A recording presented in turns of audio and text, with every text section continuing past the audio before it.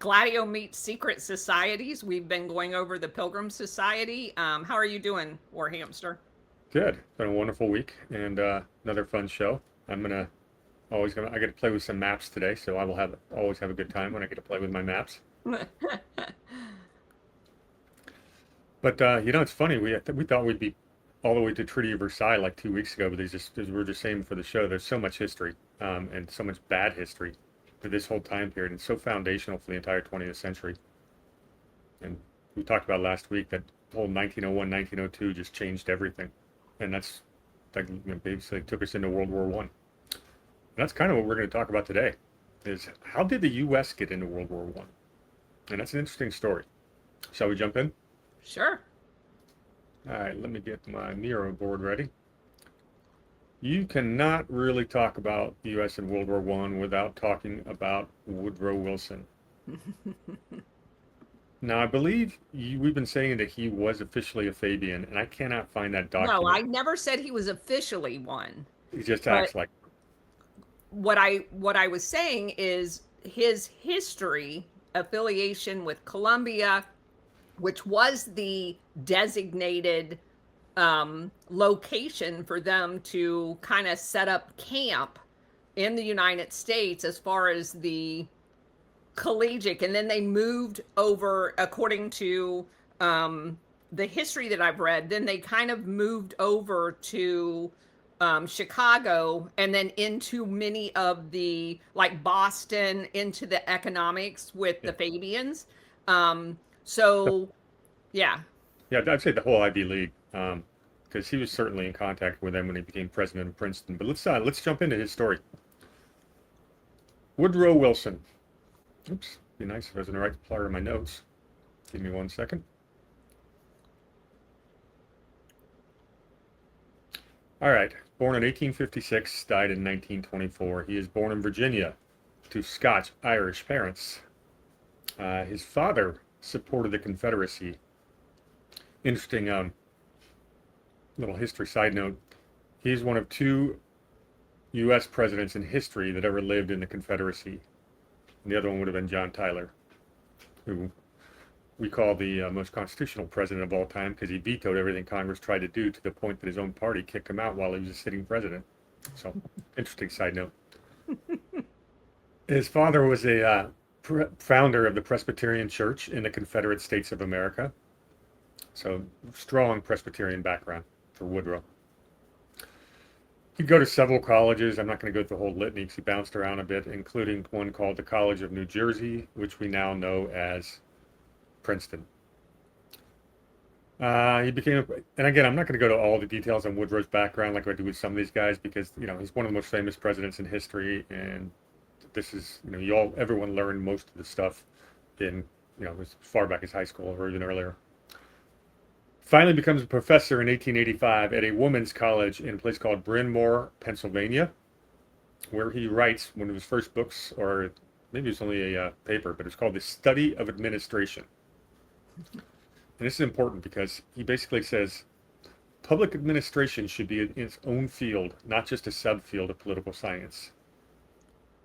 And when he's talking about public administration, he's talking about the administrative state, correct. which wasn't really a term. I call this, he's like the father of the technocrats. So it's kind of a big deal. This is in the 1880s. He was influenced in his writings by none other than one Frederick Hegel. Hegel had a view on how public institutions arise and mediate social conflict. So we need those public administrators. 1890, he joins the Princeton faculty. Sort of gets in politics. He's a Democrat. And in the 1896 Democratic primaries, he rejected the guy who ended up getting their nomination, none other than William Jennings Bryan. He called him too far to the left. You guys got to remember that name because we're going to come back to William Jennings Bryan. He was a regular contributor to something called Political Science Quarterly. It's some kind of a quarterly newspaper magazine. Then he writes a textbook called The State, which was widely used into the 1920s. In it, he says, governments could legitimately promote the general welfare by forbidding child labor, by supervising the sanitary conditions of factories, by limiting the employment of women in occupations hurtful to their health, by instituting official tests of the purity of the quality of goods sold, by limiting the hours of labor in certain trades, and by 101 limitations of the power of unscrupulous or heartless men to outdo the scrupulous and merciful in trade or industry. What's that sound like to you? The administrative state, Yeah, the it's also regulatory state. yeah, it's also social welfare, and that's very much part of his entire philosophy, his version of that. And it's going to come up over and over again throughout his career. And, you know, when he was in office, um, the administrative state grew exponentially. Right. So this bloat of government we have today, I'd say he's one of the 3 or 4 presidents most responsible for that. 1902, he becomes the president of Princeton University and becomes more involved in politics. He starts implementing campus reform and got a lot of funding from a guy by the name of Andrew Carnegie, who once again is a Pilgrim. And there's that magic year 1902 again. Yes. So Woodrow worked very hard to keep blacks out of Princeton University while other Ivy League schools are actually opening their doors. He tried to curtail influence of, but this is a great one. He tried to curtail the influence of social elites at Princeton by abolishing the upper class dining clubs. Probably why he was never invited to be a Pilgrim or anything. He would become disillusioned with all the campus politics, and he decided he was going to get into real politics. So at the 1908 Democratic National Convention, he starts dropping hints that he'd be interested in the nomination, but don't you dare consider me for the vice president. He obviously did not get that nomination. In 1910, he's still in New Jersey. The party bosses, they'd lost like 5 straight governor elections to the Republicans in New Jersey at that point. They decide they're tired of losing, and they decide to push for an unconventional, and untested candidate by the name of Woodrow Wilson. His academic reputation made him really an ideal spokesman against the trusts, because this is the trust-busting era. Teddy Roosevelt had just gotten through that, and corruption. He's outspoken against corruption. And there's something really interesting going on between the Democrat Party and the Republican Party, which I'll get to in a little bit. But at the time, the Republican parties were seen as very pro-business, and the Democrats, who had previously been small government, were now favoring social welfare. And this is a big, William Jennings Bryan has a lot to do with this, so I'll touch on that a little bit later. But understand that the party shift is starting to happen. So he's the governor of New Jersey. Oh, these New Jersey party bosses thought, you know, this guy's inexperienced. We can, you know, lead him around by his nose, right? He'll be easy to influence. So he becomes the governor, and he was there from 1911 to 1913. He instead ignores the demands of the party machine, and he starts implementing political reform that curtails corruption. This is important because New Jersey was known as the mother of trusts, because the one company that was headquartered in New Jersey was Standard Oil. Standard Oil.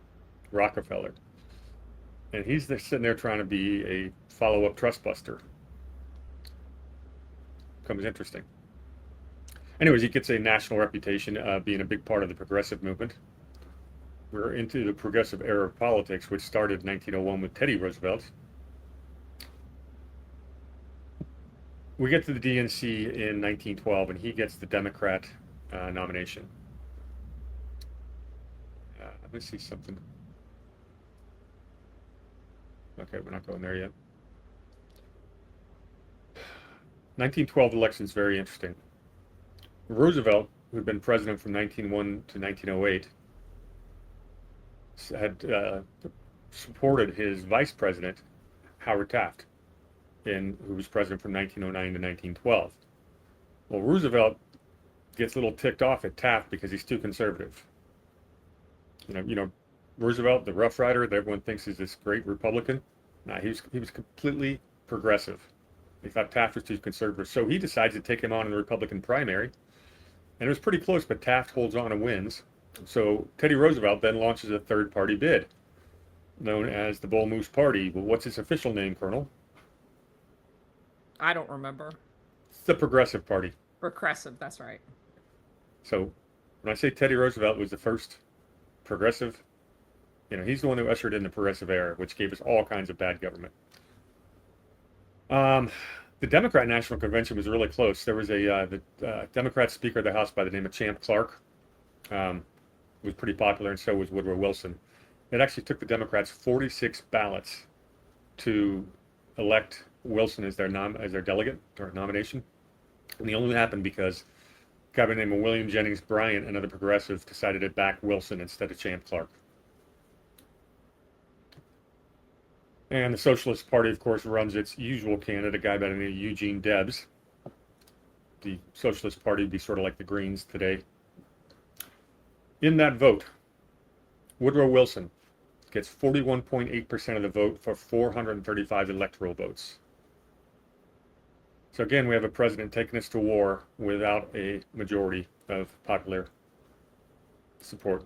Teddy Roosevelt will get 27.4% of the vote. Taft got 23.2%. So you can see if they didn't split the vote, that would have been 50.6%, and Wilson never becomes president.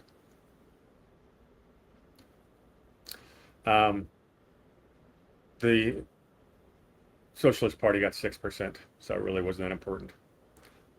Now, something really interesting going on in that campaign, and I'm going to go down here. There's an author by the name of Curtis Dahl. Hang on, I got to find this real quick. Here it is. And he wrote a book called FDR, My Exploited Father-in-Law. Now, big hat tip to Ron Partain, our good friend who runs the Untold History channel, because Ron pointed this out to me more than 5 years ago, and he provided these screenshots for me this week. So thank you, Ron. But this is really important. We need to read it. Can you guys read it from here? No, go ahead and read it. All right, well, I'm going to try to blow it up so you can. I'm just reading the red highlighted stuff. In 1912, the Democratic Party headquarters of New York City was located on Lower Fifth Avenue. Oops. How'd that happen? A good friend of mine, a young man, spent considerable time at the headquarters working as a sort of messenger boy. He was the son of a well-known New York family of Judaic background, and he related to me the following intriguing story which occurred there right before his eyes. Occasionally on a Saturday morning in the summer of 1912, Bernard Baruch, and we're going to talk about Baruch after this, so don't give away that one.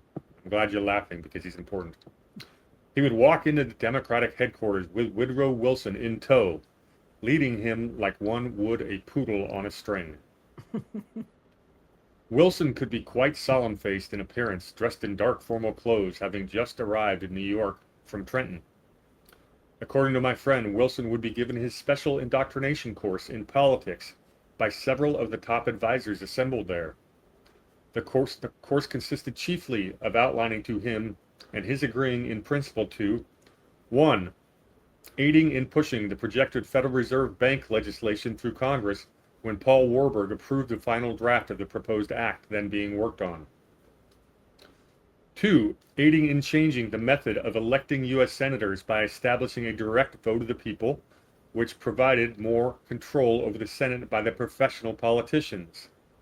There's your 17th Amendment, people, which you've heard me bitch about nonstop. 3. Agreeing to aid and introduce the graduated personal income tax, which was brought over here from England to drain off the results of our individual initiative. All three of those things happened. 16th Amendment, 17th Amendment, Federal Reserve Act in 1913.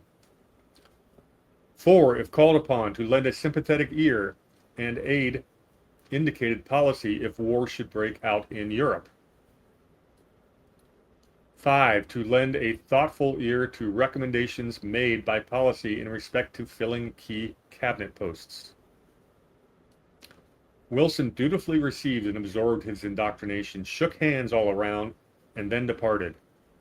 Whereupon the leaders and advisors went into the back room of headquarters, shut the door, and had a big belly laugh. Someone would then ask, "How is our other candidate doing?" The other candidate was Theodore Roosevelt, the Bull Moose leader. Hence, the strong support of that steering committee in the 1912 election went out to both Woodrow Wilson and Teddy Roosevelt, who had lined up against President Taft. It appeared that President Taft had not been very receptive and disapproved of the political desires expressed by certain pro-Zionist political leaders here in respect to U.S. relations with Russia. Thus, the Republican vote was nearly split by the insurgent Bull Moosers, and the Democratic candidate Woodrow Wilson won. Thoughts? I'm with you so far. Okay. I mean, it's basically just rigging the election. Say again? I said it's basically just rigging the election. Yeah, and to get rigging both sides of it, which they've never done before anywhere, have they? Right. But it's also a very pro-Pilgrim standpoint, and there are Pilgrims in that room. Yes. The pro-English, but it's also starting to see not only pro-England but pro-Zionist. And 1913 is one of the worst years in American history because of that legislation. Right. That's how we became tax slaves. And I'll remind everybody that just 2 years prior, they created the Tax-Free Foundation. First two were Carnegie and Rockefeller. All right, Bernard Baruch. This is the cover of a book. Calls him financial genius, statesman, and advisor to presidents. And the Colonel laughed when I brought up his name because he shows up quite a bit throughout history, yeah? Yes. So Bernard Baruch, born 1870 to 1965. He was born in Camden, South Carolina, to a Jewish family.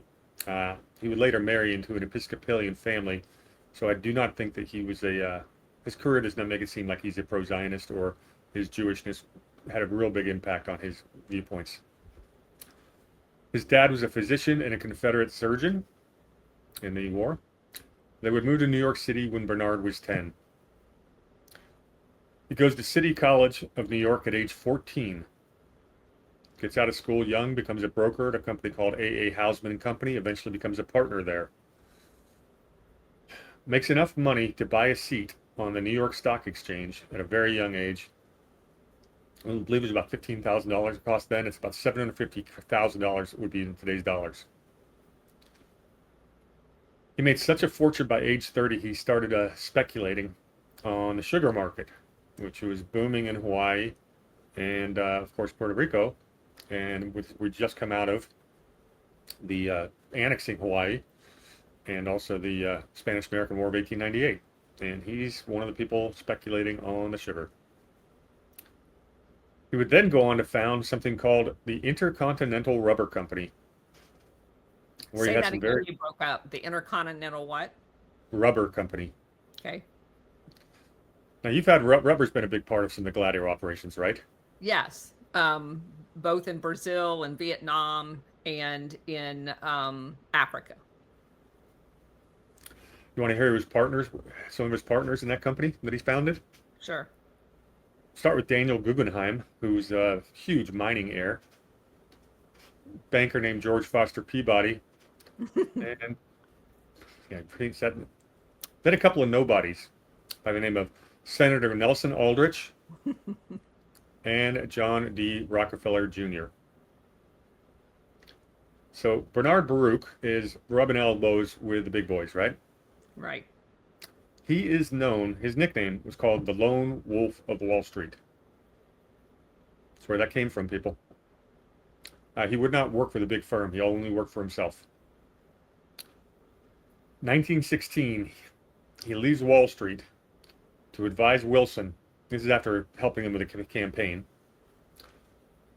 He leaves Wall Street to advise Wilson on national defense and the terms of the peace. What the heck, Colonel, does Bernard Baruch know about national defense and terms of peace?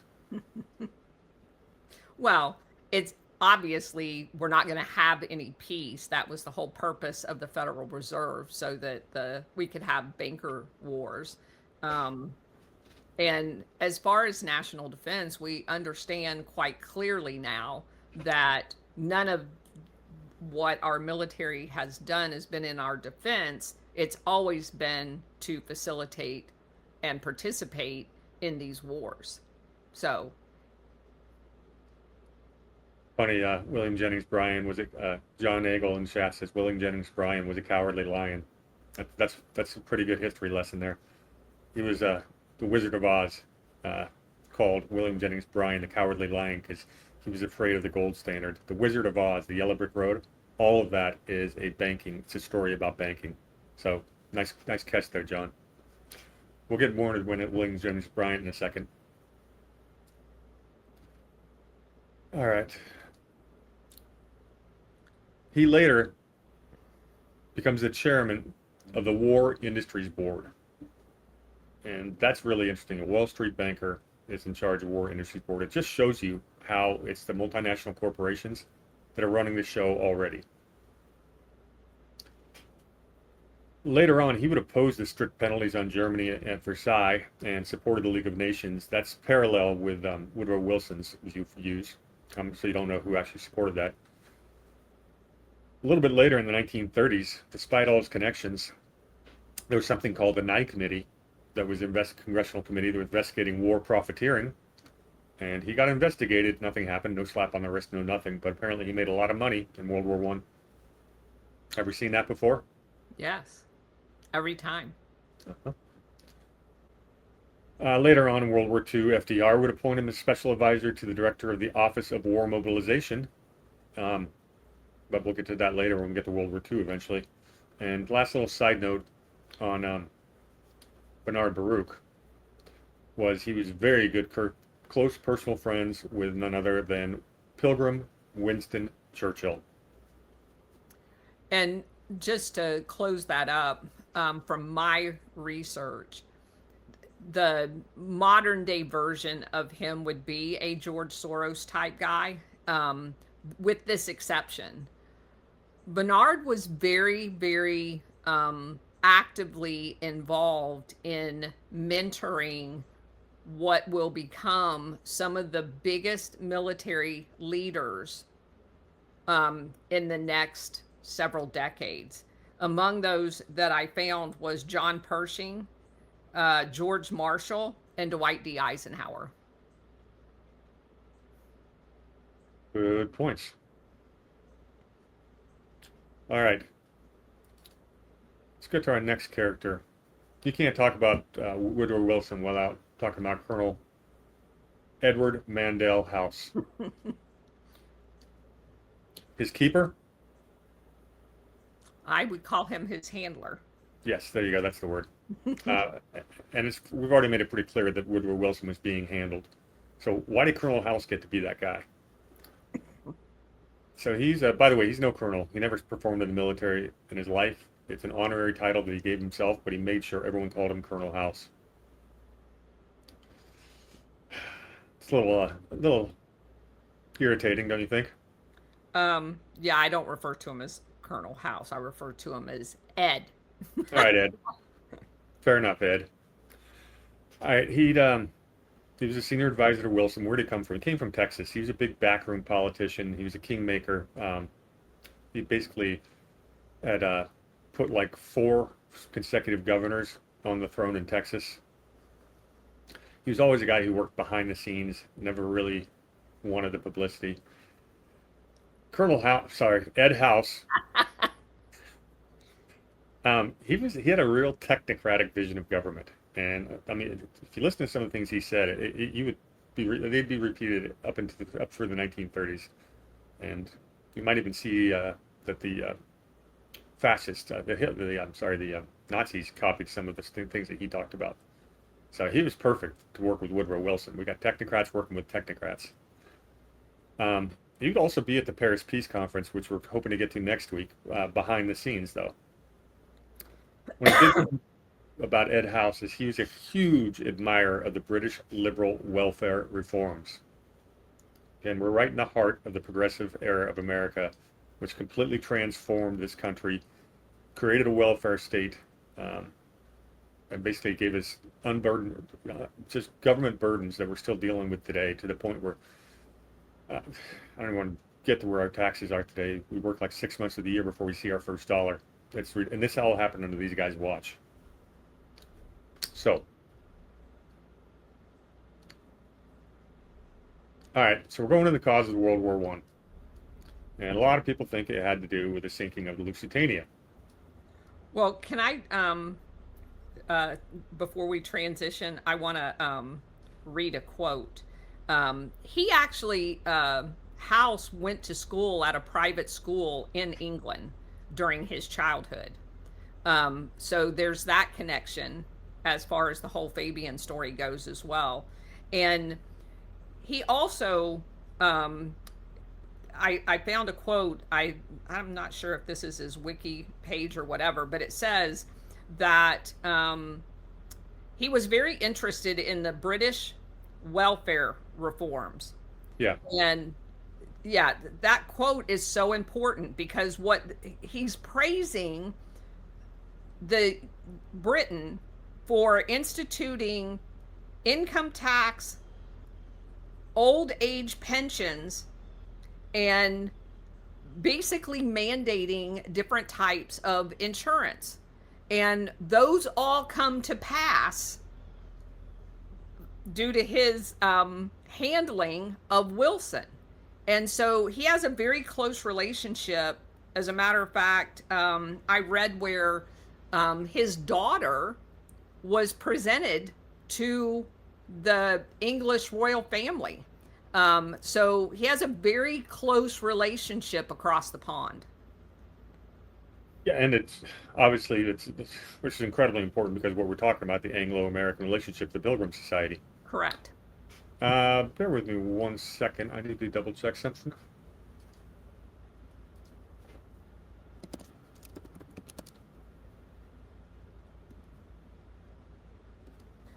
And I'd also add the only way that somebody that grows up in Texas and takes the money that he has and basically buys himself a place in the New York society, gets involved in railroads and banking and stuff like that.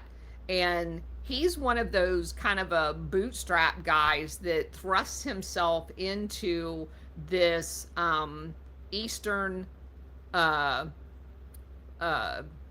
group. elite. Yes, and he needed a niche, and his niche is going to be being involved in this Fabian Pilgrims kind of reshaping of America. Yeah, and if anybody's followed any of the stuff I do on the Constitution, you know that this stuff drives me nuts because the only moral purpose for a government is to secure your God-given natural rights of life, liberty, and property. Anything else is tyranny. Yeah, you're supposed to handle defense, international affairs, but anything else the government does is starts a slippery slope down to full-on socialism, which eventually ends in totalitarianism of one form or another. Right. And it's been happening in our country incrementally, as far back as Hamilton's first Bank of the United States. And it just continues to get worse. And the one thing the government never does is gives back any ground at all. Correct. So there's like, I talk about this stuff more on the Federalist show, where we talk about, and I get into the constitutional stuff. But I'm actually holding back my anger when I talk about these people in the progressive era, because I hate it. I mean, I'd like to undo everything in 1913. In fact, I'd like to undo that entire 20-year period. I agree. I'd like to undo FDR. Absolutely. I'd like to undo LBJ and his Great Society. Yep. All of that stuff. But it's just been incrementally the government takes more and more power. We no longer live in a constitutional or federal republic like we're supposed to. It has become a full-blown, I don't even know if they'll give us the right term for it, but it is a technocracy. It is the administrative state. It is so close to democracy, it's scary, and that 17th Amendment's a big part of that. But these are all the architects of that. Yep. So I'm not doing justice to how much I hate 1913. But, all right. Now can I sink the boat? Yes. I want to sink the boat. The Lusitania May 7th, 1915, German U-boats are basically being used to counter the war's on already. Germany and the Central Powers and the Allies are already fighting it out in Europe. We already talked about Churchill's follies already happened. America is basically staying independent or neutral at the time, and that's basically because the American people do not want in war. We have an isolationist history. We're staying out of European wars. That's what the American people wanted. We've already talked about how some major business interests like J.P. Morgan and friends and a lot of the Pilgrims wanted America into the war. And they were using propaganda to make that happen. Well, at the time, America, as they're paying J.P. Morgan 1% on everything we ship to Europe, the German U-boats are countering the British naval blockade. And the German sub sinks this British passenger, the RMS Lusitania. 1,200 people are killed, including 128 Americans. There's some theories out there about whether Lusitania was sunk intentionally to get America into the war. Any thoughts on that? So, from what I've read, there on the military side, they put weapons on the Lusitania. And knowing that during this period of time, there was a lot of code breaking going on. And so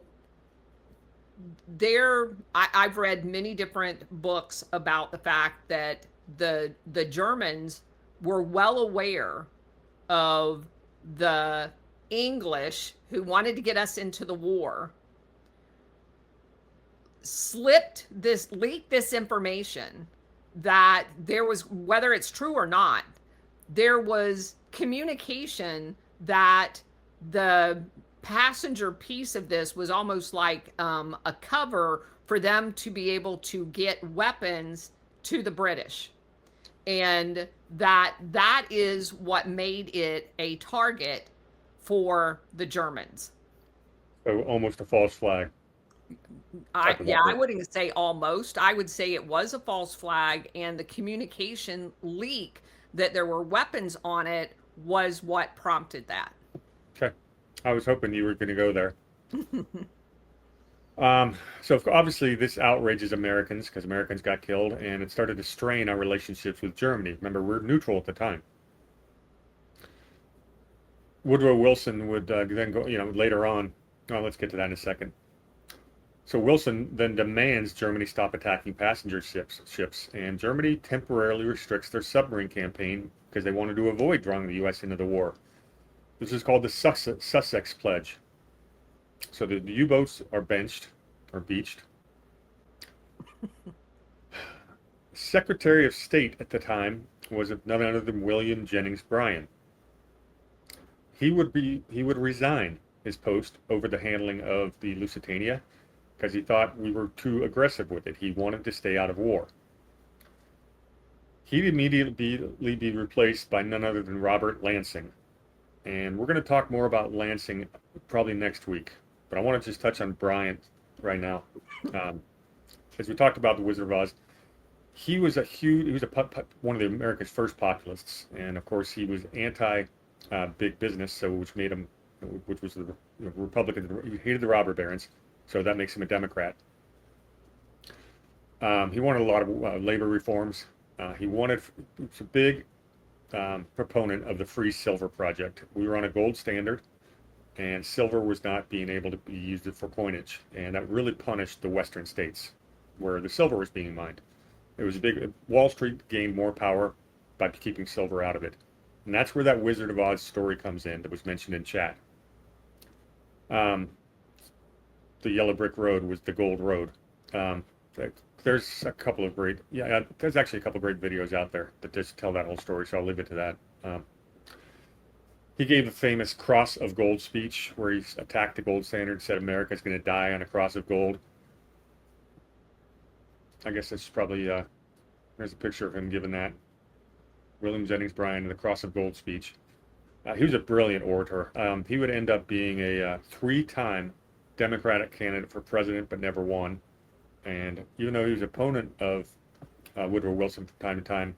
Woodrow Wilson did name him as Secretary of State, and then he would resign in 1915 after Lusitania. Robert Lansing is a very interesting character. Like I said, we got to go into more detail on him. He was a big advocate for American involvement in World War I. He married the daughter of former Secretary of State, guy by the name of John Foster. Foster's daughter Edith married a Presbyterian minister named Allen Macy Dulles, and their two sons were John Foster Dulles and Allen Dulles. Yep. So we've got 3 Secretaries of State out of one family. You want to tell me we are not inbred? Now, I want to go into more detail on that story because that was one of my first rabbit holes when I really started going into this period of history. But it's the big Ohio connection with that family, and I'll get into it next week. So there's a little teaser. But Lansing wanted us in war. Lansing was influential in the Treaty of Versailles. Lansing got his way.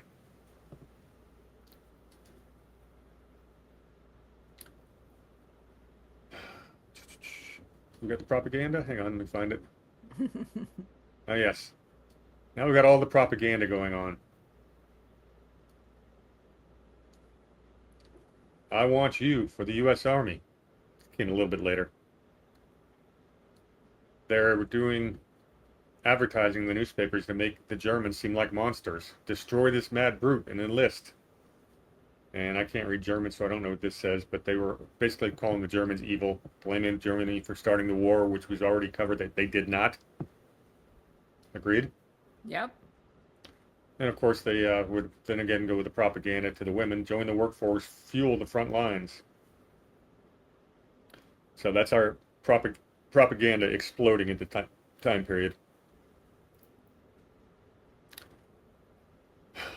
In 1917, German U-boats resume attacks on all ships in the war zone around Britain.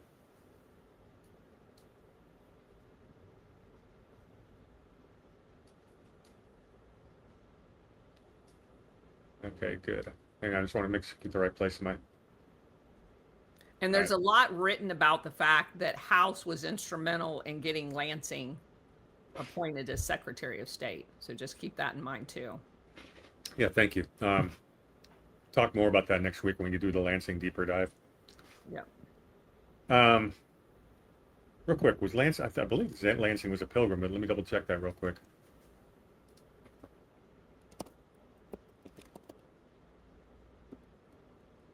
I'll have to double check that next week.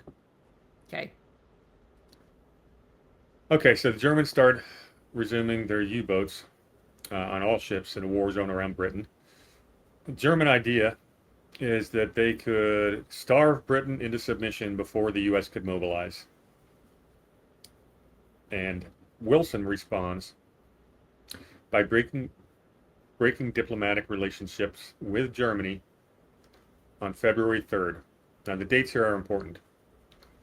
Soon thereafter, the German subs would sink several American merchant ships. So that's getting us really close to war, but we're not there yet. Then something called the Zimmermann telegram comes out in January of 1917, just before the Germans' U-boats started, or about the exact same time. This is a telegram from the German Foreign Minister Arthur Zimmermann, where he's supposed to send a secret coded telegram to the German ambassador in Mexico, where he would propose a military alliance with Mexico. Allegedly, this is intercepted by British intelligence. But I'm going to read these 67 words because it's important. This is the English translation. We intend to begin at the 1st of February unrestricted submarine warfare. We shall endeavor, in spite of this, to keep the United States of America neutral. In the event of this not succeeding, we make Mexico a proposal of alliance on the following basis. We make war together. We make peace together. We will give you generous financial support and an understanding on our part that Mexico is to reconquer the lost territory in Texas, New Mexico, and Arizona. The settlement in detail is left to you. You will inform the President of Mexico of the above most secretly as soon as the outbreak of war with the United States of America is certain, and add the suggestion that he should, on his own initiative, invite Japan to immediate adherence and at the same time mediate between Japan and ourselves. Please call the President's attention to the fact that the ruthless employment of our submarines now offers the prospect of compelling England to make peace within a few months. Acknowledge receipt, signed Zimmerman. Mexico at the time is in the midst of a revolution. They did not have any military capacity to invade the United States, and they doubted German support across the Atlantic. They would formally decline this offer in April of 1917 after the U.S. had already entered the war. Now, it was intercepted by the British intel and shared with the U.S. Is it legitimate? Or was it fake? Well, your thoughts first? I'll just tell you right now, Zimmerman himself publicly confirmed the telegram in March of 1917, so that's what the historians are going to say it was legitimate, but I know you've got thoughts on this. Well, I look at what the end result is and the fact that the circumstances when he does admit it is, in my book, suspect. And also the fact that this is there, we've already established that they're building up a false premise for getting America into the war, right? Yeah. Anything that comes out of the UK that feeds into that narrative is suspect. So I don't know that we'll ever have a definitive answer, but I would fall in line with the dominoes of getting the U.S. into the war, and that it not being true. Yeah, it's just, to me, it's a absolutely ridiculous strategy. Germany's in a stalemate, stuff like that, but to really expect Mexico to try to invade us? No, And Mexico, yeah. I mean, it's just a little bit too fanciful for me. Germany knew that Mexico was in the middle of a civil war, Mhm. and they could not mount an effective anything against the United States. And so the entire premise of it, in the context, now it's really good to look back on it now and not know all of the details of what was going on and think that it's probable that something like that could have happened, but not with what we know about this entire period. In the context of that, they would have been no benefit at all. Germany was not stupid, and the fact that you can't get somebody in the middle of a civil war to mount a war that's external to their country. They didn't even have any capacity to do that, but it serves a perfect tool to create a telegram, pretend like it's real, and then use that as the impetus to get the United States into the war, because they have no ability to know the outcome unless the U.S. gets into the war. Yeah, and if you want to start a war with America, just go mess with Texas. That's a really good idea. Yeah. As a Texan, I can assure you that's not going to work out very well. The Brits shared the telegram with Woodrow Wilson on February 24th. The U.S. press would publish it widely on March 1st. Now the American people are saying, now they're rip-roaring ready for war. This whole anti-war isolationist sentiment has been buried. On April 4th, the Senate approves the war resolution on a vote of 82-6. The House passes it 373-50. Wilson signs the treaty the same day, and we are now at war with Germany. We declare war on Austria-Hungary about 7 months later. So that is how America got into World War I. And a lot of people had a lot of motives to make that happen, and a lot of very interesting developments it took to get the American people behind it. From And propaganda. A lot of those people were sitting in the northeast of the United States. Yes. Same as it always was. All right, let's shift gears a little bit. We're not going to be World War I historians and talk about all the battles, but I do want to talk about the Balfour Declaration. And There's a lot to know about this. I guess we should probably share the screen.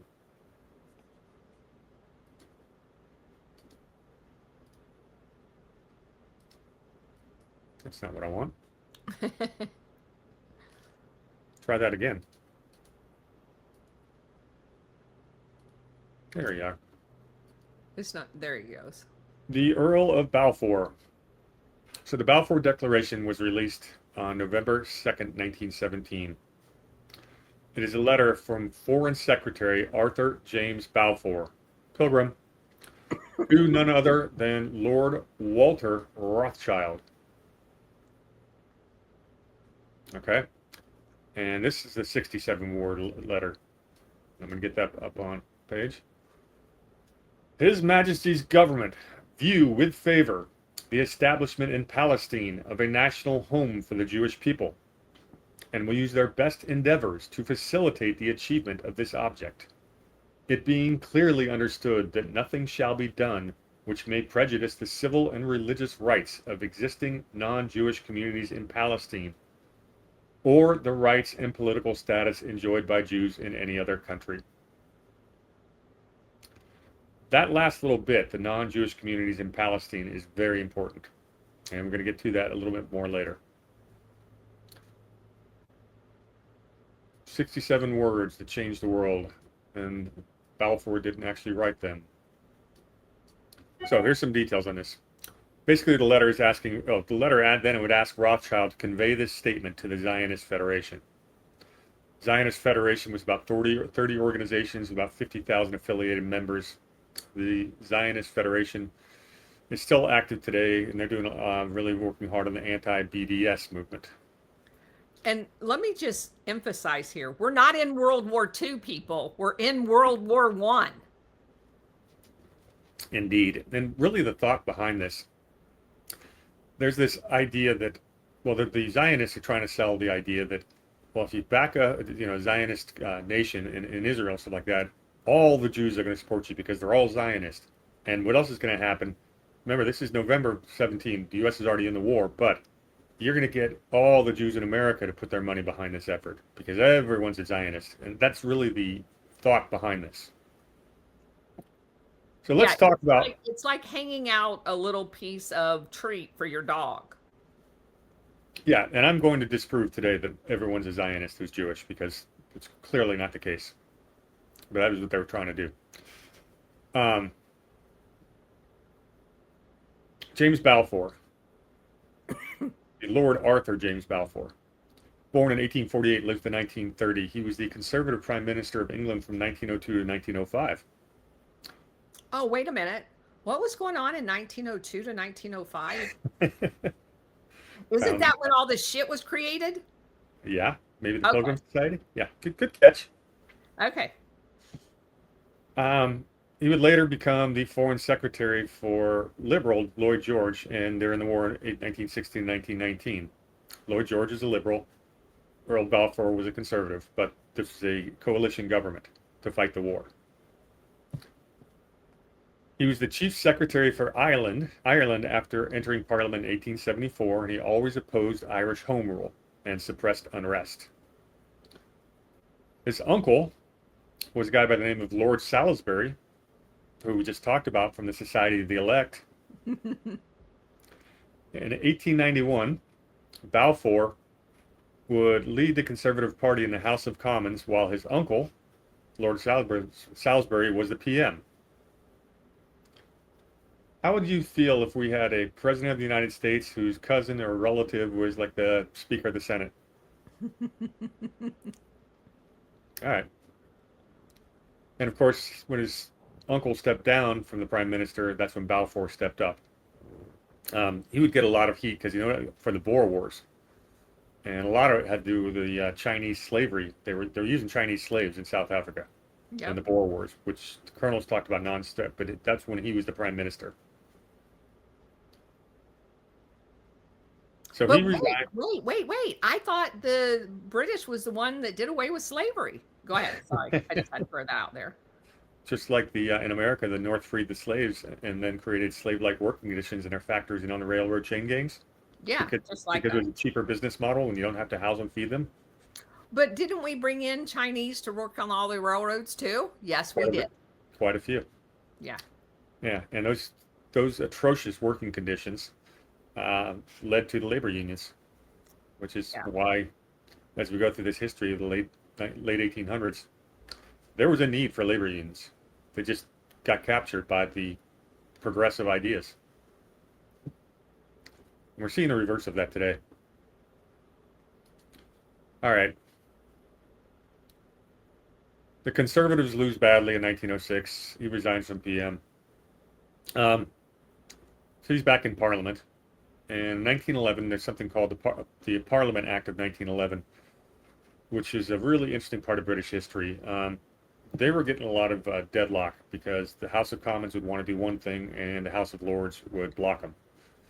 And this act basically asserted the supremacy of the House of Commons. In the British Constitution, there's something about only the House of Commons can initiate bills that have to do with spending. We imitated that in the Philadelphia Convention of 1787, although it's hotly debated. Come watch my show, The Federalist Report, as we go through Madison's notes to the convention, because we're talking about that right now every Wednesday. Basically, it's limited legislation, kind of limited the blocking powers of the House of Lords. There's a guy who influenced this, and I don't think I brought his picture. No, I didn't. Sure, I didn't. No, I did not. Guy by the name of A.V. Dicey is a British Whig jurist and constitutional theorist. He wrote something called The Introduction to the Study of Law and the Constitution. He was one of the very first professors of law at something known as the London School of Economics. Mm-hmm. He's the guy who popularized the phrase rule of law.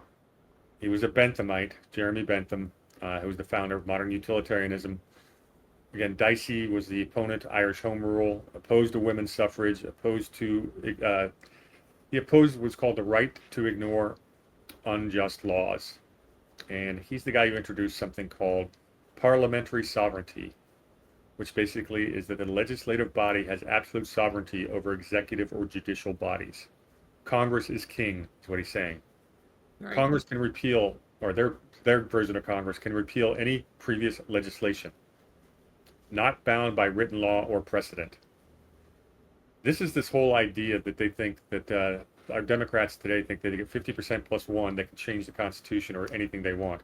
This all comes from this guy, Dicey, and he's the one reason they got the Parliament Act of 1911 that the Earl of Balfour opposed.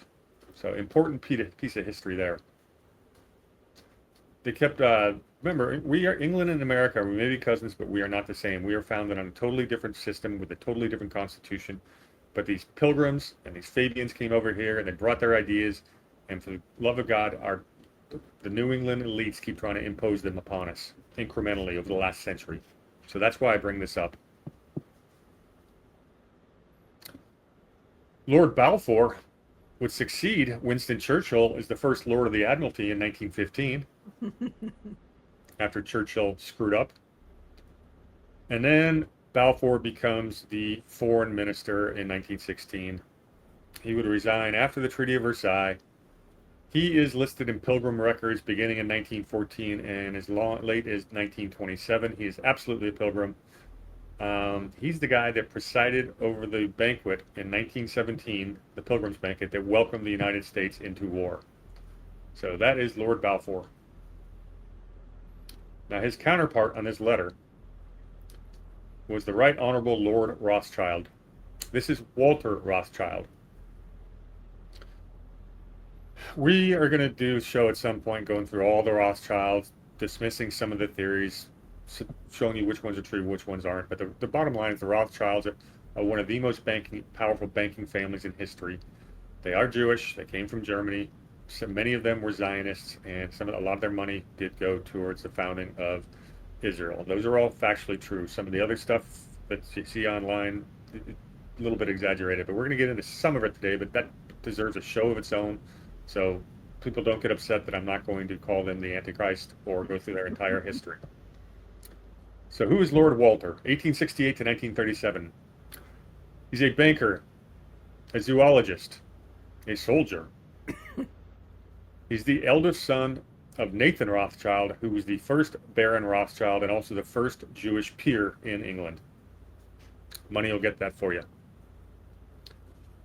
But he's a zoologist and didn't really like the banking, so he would keep kangaroos and exotic birds as pets. He actually gave up banking in 1908, and his parents would found a zoological museum for him. He spent most of his time taking expeditions all over the world to seek out unusual animals. But he's also a very active Zionist. So the reason they wrote this letter to Lord Rothschild was because they thought his name is so important, it would give it weight among the other Zionists. But that's about as important as Lord Walter Rothschild was. He wasn't a very serious man, but somehow he was part of this. Now, who really wrote the letter was Lord Milner. Oh, wait. Okay. And a guy by the name of Leo Amery. Should be a household name. Yep. So Leo Amery is an interesting guy. He was born in British India. His dad was English and his mother was a Hungarian Jew. He would go to a boarding school called the Harrow School, where he was an excellent student. One of the underclassmen while he was there was a guy by the name of Winston Churchill. There's some anecdotal stories between the two of them that maybe they didn't quite get along so well at times in school, but I'm not going to bother with that. He'd go to Oxford, where he was in All Souls. Leo Amery was always a very active Freemason. And you can find him in Pilgrims Society records beginning as far back as 1920 all the way through 1952. Leo is a Conservative Party politician and journalist. There's that media connection again. Yep. He was this correspondent for the Times, big London newspaper, during the Second Boer War. Why does that Boer War keep coming up in these stories? Because it's intermixed with all of these players. The Milner group. And I find it interesting that this guy origins is India, which then indicates that his parents were involved in the Milner expedition into India to basically set it up like they had South Africa through this integration or infiltration. And so you just see all of these playing out in a ripple effect, that these people operate in like a vacuum of this is what they're going to do, and you're just moving the pieces on the chessboard. Yeah, and it's part of this whole Anglo-American empire going on. And, you know, we may have the different sides of the aisle there between conservatives and liberals, or what we call, you say fascists versus socialists, corporatists versus socialists. At the end of the day, we all know that throughout the 20th century, they ended up working together. And as far back as 1902, we can see them starting to work together when they have common interests. It's just a matter of, it's going to be bigger government. It's going to eventually be a totalitarian, authoritarian state. It's just a question of who's going to run it. Right. And his name comes up a lot in the Fabian reading. A lot. Well, it's about to come up here. Okay. So when he's in the Boer Wars, he was a correspondent, just like Churchill. And when Churchill got captured, Leo Amery almost got captured with Churchill. I've got a note here that says he was critical of free trade. When they say free trade, say that with a caveat, because when the British call free trade and when I call free trade are two totally different things. Yes. I just wanted to point that out. He was a member of something called the Coefficients Dining Club, which was set up in 1902 by none other than Sidney and Beatrice Webb. The Fabians. Yes. So here, another example of a pilgrim out with Fabians. Correct. The Coefficients Dining Club, they were imperialist reformers. And the big names there that were part of this dining club, a guy by the name of Halford Mackinder, who we talked about, because he's the London School of Economics director from 1903 to 1908. And Mackinder was also one of the founder of what we call geopolitics. Another person at that dining club was none other than Alfred Milner. And then there was Bertrand Russell. And another big name that popped off was none other than H.G. Wells. Right. We'll have to spend some time on H.G. Wells one of these days because we keep mentioning him and I never go into any depth. We'll have to circle back to H.G. So World War I breaks out. Leo Amery was an intelligence officer, of course, because he knew Hungarian. And he's there in the Balkans campaign, which we talked about a little bit with Serbia and everything like that when we were looking at Churchill's folly. But he's a British intel agency in that part of the war. He's a guy that was always pushing for military preparedness, a British India, pushed the British Empire, and he was absolute opposition to appeasement with Germany. So this guy is a war hawk. Fair enough? Yes. So he's working for the Cabinet Secretariat in Lloyd George's government. He would push for what's called the All-Red Route to India. Did I map that? I think I did. Nope, I didn't. This basically consists of, we want English control of the Suez Canal, want British control of the Cape of Good Hope around South Africa, want British control of the land routes to India and the Middle East. Pretty much anything from the east-west trade, he wanted Britain to have the monopoly on it. Right. He viewed the Russian alliance as temporarily necessary, but that's it. He would argue vociferously about the German threat. And he, when they're starting to get ready to think about peace, one of the ideas, and we're going to get into this with Treaty of Versailles, one of the ideas is we return the German colonies to them. And he's saying, hell no. He wanted more British armies in the Caucasus region and into Persia and Central Asia. Because England could afford that at this point, huh? And it was Lord Milner, who asked him to rewrite the Balfour Declaration. And it's a really important thing here. I'm going to go back to the Balfour Declaration because it promised a Jewish home and not a Jewish state, which is a big difference. Right. Because the civil and religious rights of existing non-Jewish communities. This angered a lot of the Zionists. And it's obviously been an issue to this very day. Jewish wouldn't obviously get their state in 1947, 48, and that would change a little bit. But that is the Balfour Declaration. It's a big deal. And the fact that it was written by a Fabian and a Pilgrim. Yes. That's the piece that always gets left out. A little bit more about Amory. He'll show up again because he was involved in the Treaty of Versailles. He would very much oppose the League of Nations, but his reasoning is interesting. He said, the League of Nations treats all nations as equal, and he says, all nations are not equal. England is still superior. He'd go on to become the first Lord of the Admiralty from 1922 to 24, and then the Colonial Secretary from 24 to 29.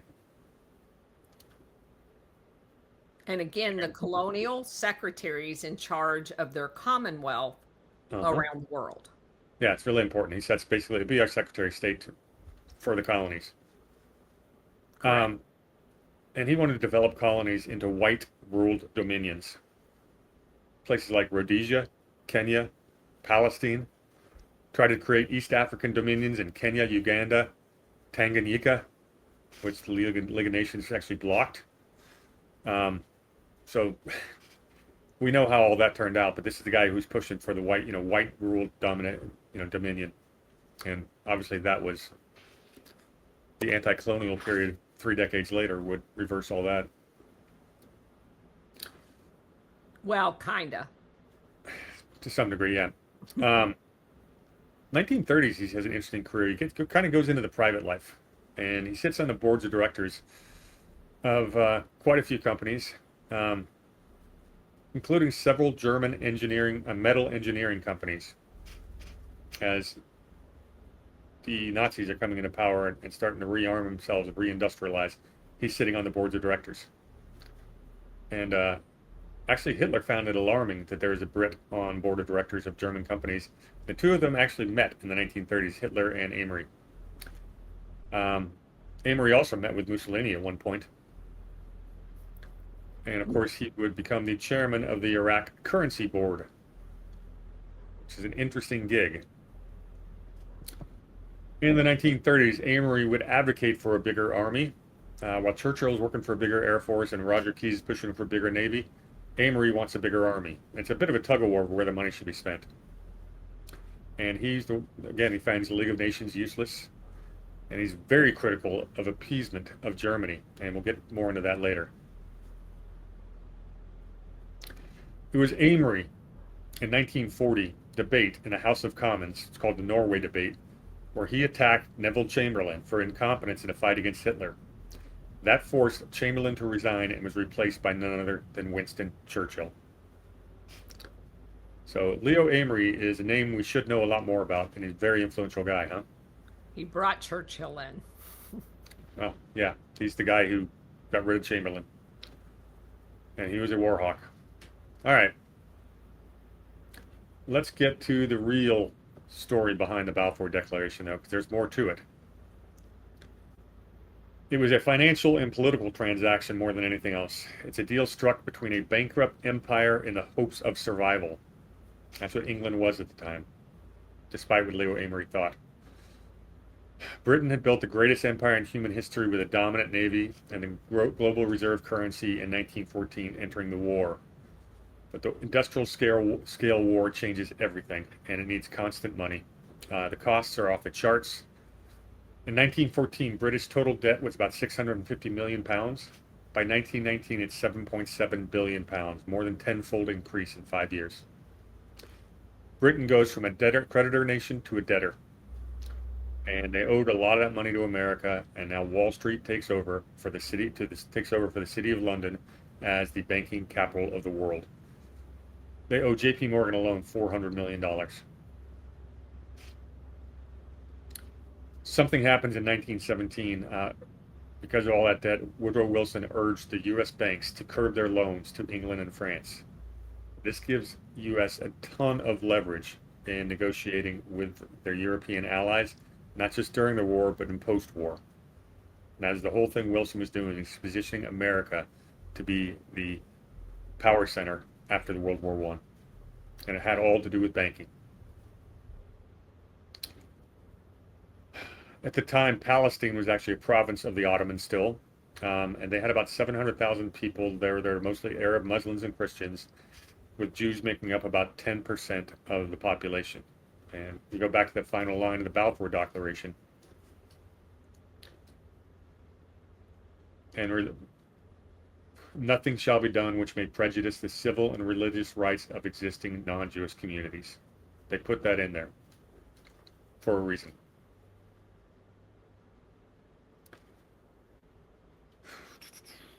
Enter a guy by the name of Chaim Weizmann. I think it's Chaim.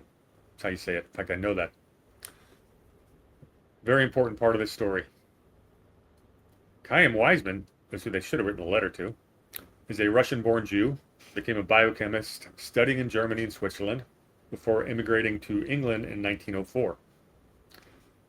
He would develop a bacterial fermentation process for producing acetone. Acetone is needed for thermite. You need thermite for artillery shells. England's shooting thousands of artillery shells a day at the Germans. This guy was an incredibly valuable person, and Churchill himself approaches Chaim for help to basically get mass production going. The war probably, without Chaim, the war probably ends in about a lot sooner, because it would have ran out of ammunition. So Weizmann was a Zionist, very good friends with politicians like Lord George and Balfour. It's another Zionist by the name of Herbert Samuel, initially mistrusted by Chaim as the type of, quote, type of Jew who by his very nature is opposed to us. But Samuel would end up writing an important memo with options for Palestine in 1915. So they end up working together. Those are two of the big names of the Zionist movement.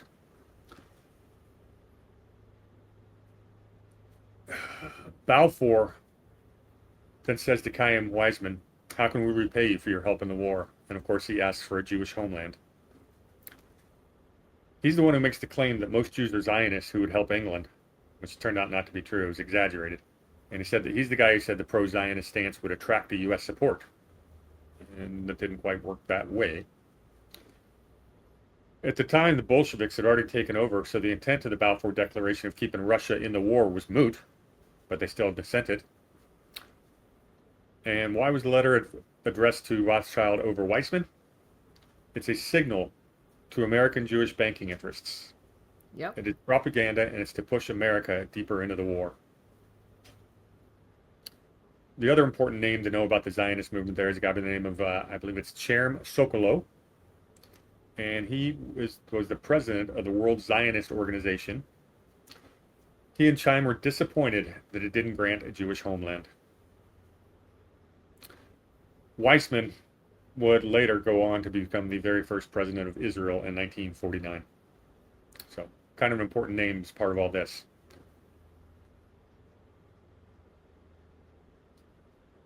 So Britain had already made other promises about Palestine and the rest of the Middle East, which is a bit of a problem. A guy by the name of Sir Harry McMahon had sent letters back and forth with Hussein ibn Ali, who's the emir of Mecca, about post-war, we're going to have an independent Arab state. And Hussein would claim to be representing all Arabs, and he sought the independence of for the entirety of Arabic-speaking lands east of Egypt. This kind of segues into the Lawrence of Arabia story. England's trying to get the Arabs to fight against the Ottomans. And I'm going to pass the baton to that over to the Colonel. So, just a little bit about Lawrence. Thomas Edward Lawrence, 1888 to 1935. He was a British archaeologist, military officer, diplomat, and writer. What's interesting about this is, from the research that we've done, there are certain disciplines, archaeology is one of them, and geologists are another, that we begin to recognize are actually used as intelligence. So they have the cover story of going around doing quote unquote archaeology or geology, just mapping, creating maps and stuff like that. But all of this is part of an intelligence structure, because when you look at how these things operate, being able to have people in foreign countries, especially hostile foreign countries that you may have conflict with, under the use of a university or whatever doing archaeology digs is a very big deal. And the fact that Lawrence also was in the military is very telling. So basically, it's interesting that he gets married, and he leaves his legal wife and hooks up with his kid's governess. They never marry. They track around all over. But he's originally spends all of his time while he's not on his junkets in Oxford, around all of these same people that we've been talking about this entire time. So and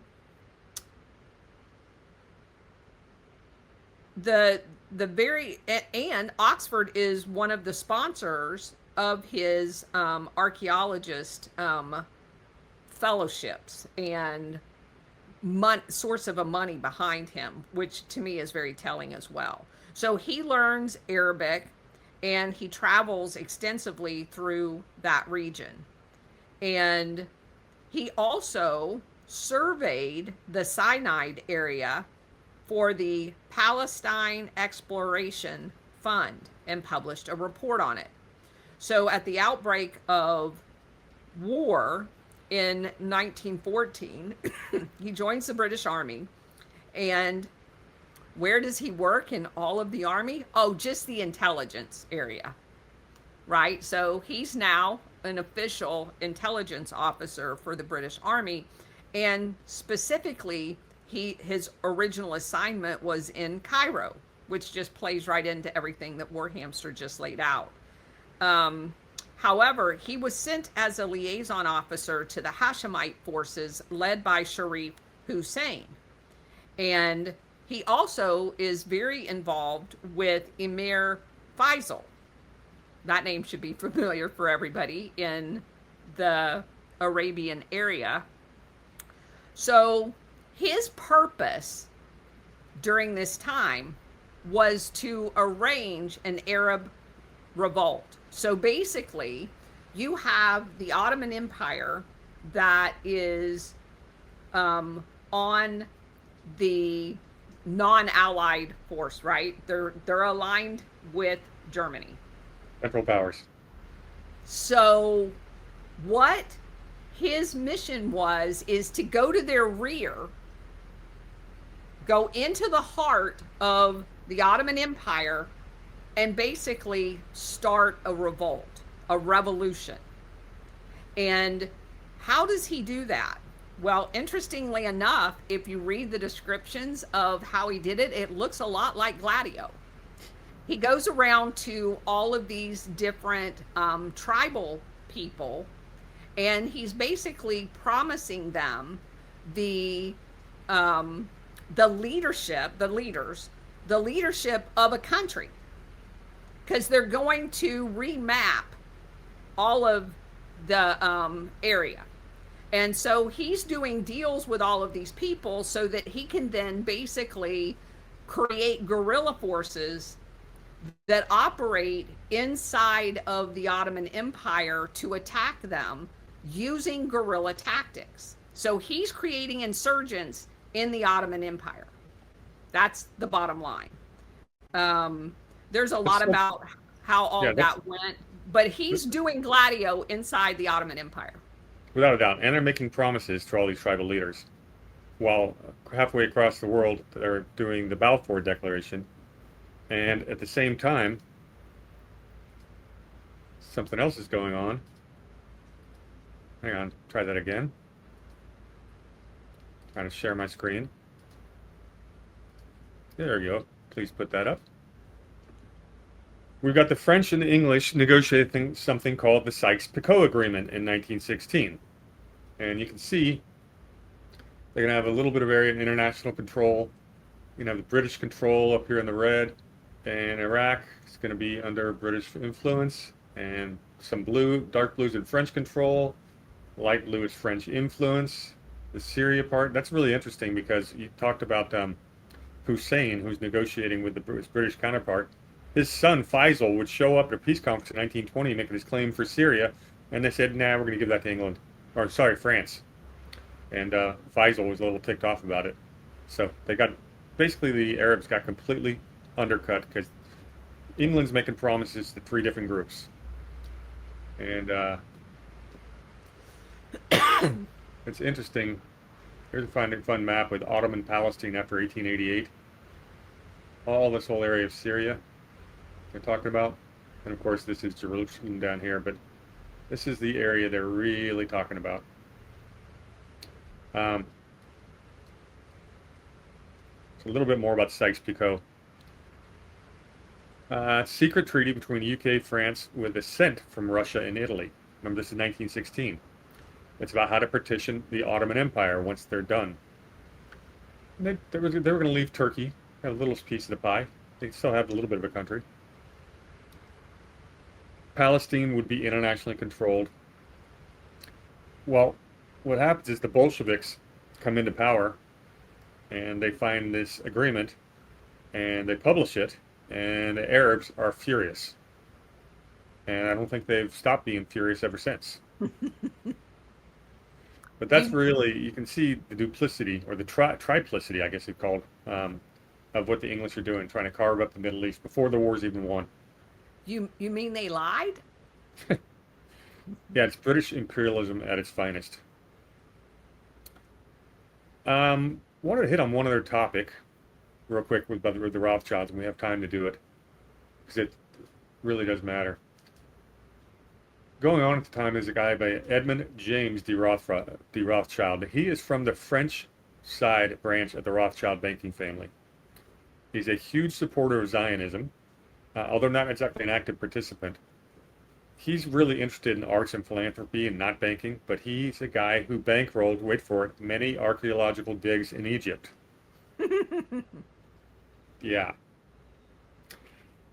He's the largest employer in Palestine, and he spent decades investing there.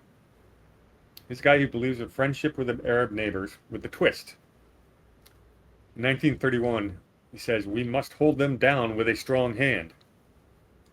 And then in 1934, he writes the League of Nations, "The struggle to put an end to the wandering Jews could not have as its result the creation of the wandering Arab."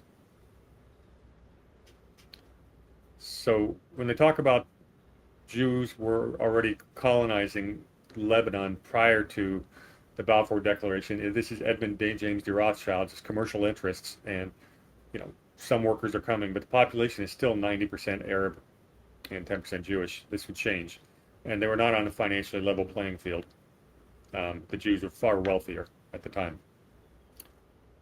There's another Rothschild, Lionel de Rothschild, who matters. Very dapper young man.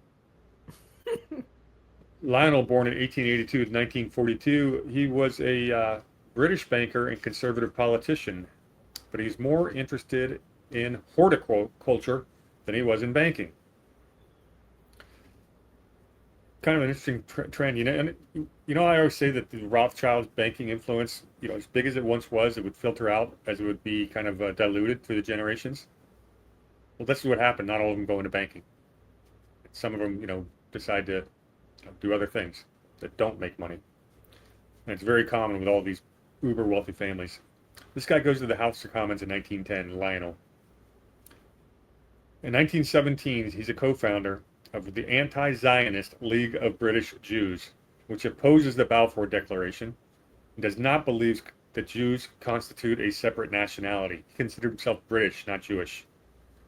So here you have one Rothschild who's pro-Zionist, here we have another who is anti-Zionist. There's no homogeneity. They're not homogenous, even in the same family. Interestingly enough, Lionel has 5 children, one of whom would be a gentleman by the name of Lionel Nathan de Rothschild, born 1882 to his son is Edmund Leopold de Rothschild, 1916 to 2009, who just happens to be a pilgrim.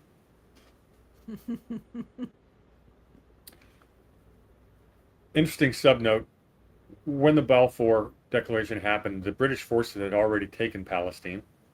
They could have claimed they were able to claim Palestine for itself. They already had the Suez Canal. They were working to get a land bridge. Sykes from Sykes-Picot was a Zionist, and he saw post-war justification that he actually thought that Israel would acknowledge that they owe their existence to Britain.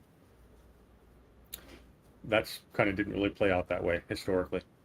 Well, I'm going to put a footnote on that. I don't know that that's not what's still playing out. Okay. Because the whole impetus for putting Israel down there in my book is part of that whole strategy of tension. It gives them the leverage to be able to incite violence, war, whatever, at a moment's notice. I do think there is a very strong tether there because of that arrangement. Yeah, there's a relationship, but it's not one of, we're submissive, we're so thankful. I guess that's the point I'm making. Yeah. The Balfour Declaration would be ratified officially by the League of Nations, whether that means anything or not, in 1922. And it made Britain legally responsible for both creating a Jewish state and protecting Arab rights. And we've seen from the last sentence of the Balfour Declaration, that's an incompatible mandate. And obviously we saw which side they chose. And that was to create the Jewish state in 1947 or 48. Yep. That's your Balfour Declaration. This is your cause of the U.S. getting into World War I. And that's going to lead us next week to the armistice and the Treaty of Versailles. That's gonna be a great show, you guys. You don't want to miss that one. Yeah, we're gonna get some Dulluses in there. We're gonna get a lot of these characters coming in there, and you'll know a lot. What do you think about today? Fun I story? think it was awesome. Yeah, it definitely finishes out the foundation to move on to the Treaty of Versailles. Yeah, all the pieces are in place on the chessboard now, and now we're gonna see how they, wind up. How they And, maneuver. oh yeah, yeah, and it's a lot of the characters we've been talking about are gonna make a reappearance. So I'm gonna have to scramble on my Miro board to see if I can get them all lined up in new places. Move them all around. Yeah, I'm gonna have to. I don't want to. Yeah. Anyway, this was fun. I made it my 90-minute goal, so that was good. Good job. All right, everybody. Thank you for joining us for another session on our Secret Society deep dive. Warhamster, do you have anything coming up that you want to let everybody know about? Nothing too spectacular. We're still just cruising along with the Madison's notes for the real original intent of the And Constitution. when's that show on? That's on Wednesdays. I usually have it posted by around sometime around noon on Wednesdays, noon Eastern. I don't do it live yet. I don't do it live yet because I'm too lazy to figure out how. Okay. But, all right. Awesome. Cheers. I will see you guys all at 4 o'clock. Take care, everybody.